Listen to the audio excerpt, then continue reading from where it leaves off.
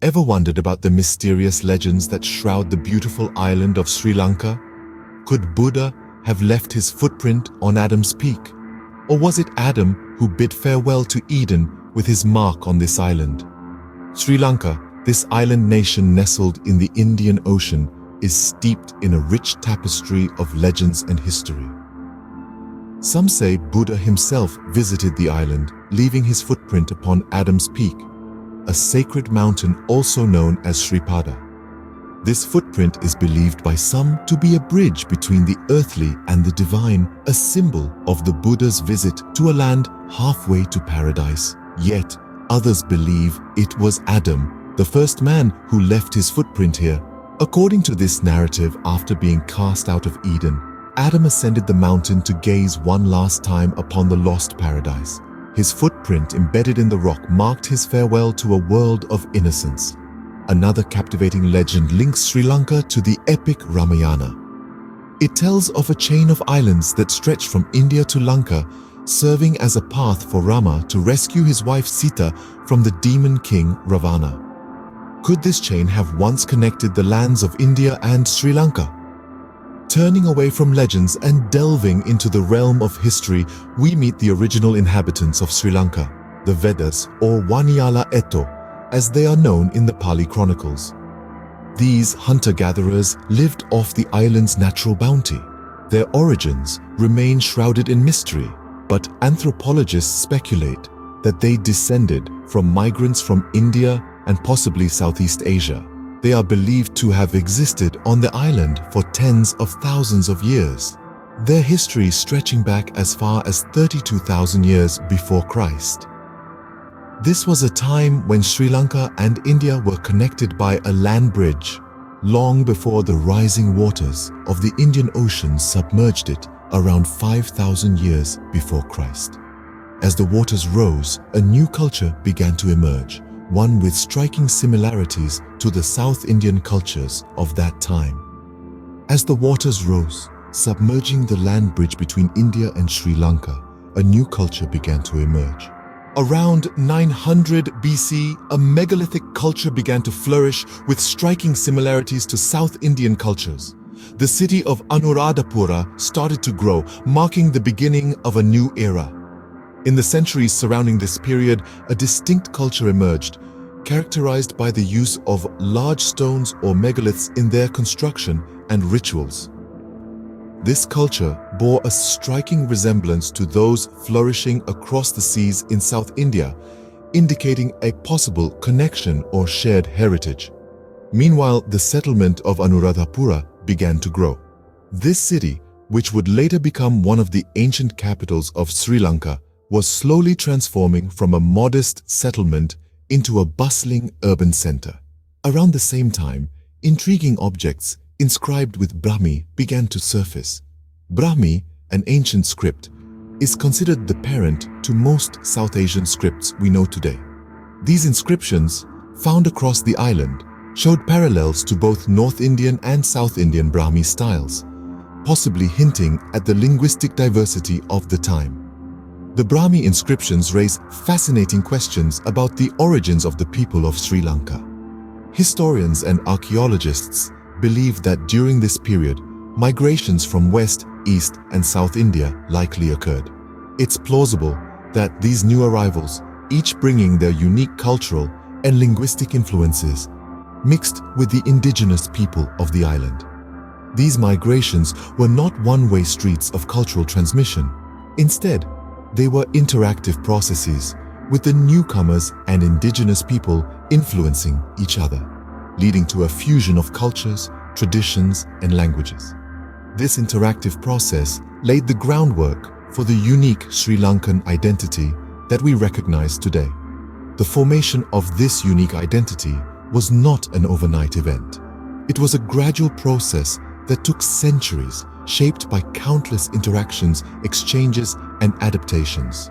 But it was during this period, with the growth of Anuradhapura and the emergence of the megalithic culture, that the foundations of this unique identity were laid. As these new arrivals mixed with the indigenous people, a unique Sri Lankan identity began to take shape. The 5th century Adipali epic, the Mahavamsa, spins a tale of a North Indian prince, Vijaya, who was banished for his misdeeds and ended up in Sri Lanka. Vijaya, a prince of questionable morals, found himself exiled with an entourage of 700 men. The tale tells us that their dilapidated ships were cast off from the Indian subcontinent. However, instead of meeting their doom in the endless ocean, they miraculously landed near present-day Manna. The timing was no less extraordinary, for it was supposedly the very day that Buddha attained enlightenment. Having arrived in Sri Lanka, Vijaya and his men settled around Anuradhapura. It wasn't long until they encountered a fascinating figure named Kuveni. She was a yaksha, likely a Veda, alternately described as a ruthless queen and a seductress. The legends state that she took the form of a 16-year-old maiden to ensnare Vijaya. With a twist of fate, she handed Vijaya the crown, joined him in slaughtering her own people, and eventually bore him 2 children.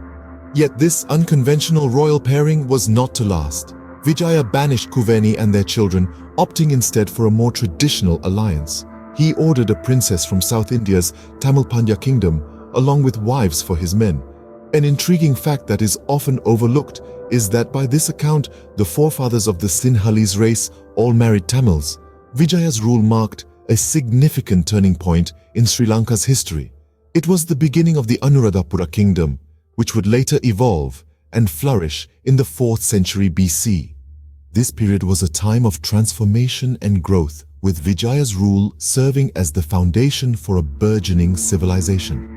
Despite the questionable morality of Vijaya, his rule laid the foundation for the kingdom of Anuradhapura, a significant milestone in Sri Lanka's history. This legend, as told through the Mahavamsa, paints a vivid picture of Sri Lanka's early days, where fact and fiction intertwine in a captivating dance of history and myth.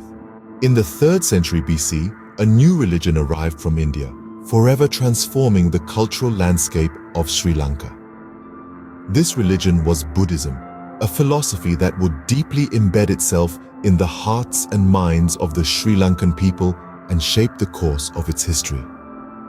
Buddhism arrived in Sri Lanka during the reign of King Devanampiya Tissa of Anuradhapura, brought by the emissary Mahinda, who was the son of the Indian Emperor Ashoka. This was no ordinary conversion. It was a cultural revolution that challenged the existing norms and beliefs and forever changed the way of life on the island. Anuradhapura, the bustling city that had already begun to make its mark, became the cradle of this transformation. The city's influence grew exponentially with the establishment of Buddhism, becoming a major hub for Buddhist learning and thought in the region.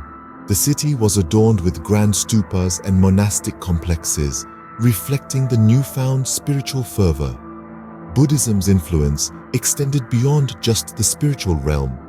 It played a major role in shaping what is now known as Sinhalese culture. The Sinhalese script, for instance, evolved from Brahmi, an ancient South Asian script, under the influence of Buddhism. The religion also had a profound impact on the arts, architecture, and literature of Sri Lanka, with Buddhist themes dominating these cultural expressions. But perhaps the most significant influence of Buddhism was in the realm of ethics and governance. The principles of non-violence, compassion, and social justice as propagated by Buddhism became the guiding ideals for the rulers of Sri Lanka. This led to a unique blend of governance, where the king was seen as a bodhisattva or Buddha-to-be, entrusted with the welfare of his subjects. In the centuries that followed, Buddhism weathered periods of challenge and resurgence, but its roots remained firmly planted in the Sri Lankan soil. Even today, the majority of Sri Lankans identify as Buddhists, bearing testament to the enduring legacy of this ancient philosophy. And so, Buddhism left an indelible mark on Sri Lanka, shaping its history and culture in profound ways. As we unravel the history of Sri Lanka, we see the transformative power of an idea and its ability to shape the destiny of a nation.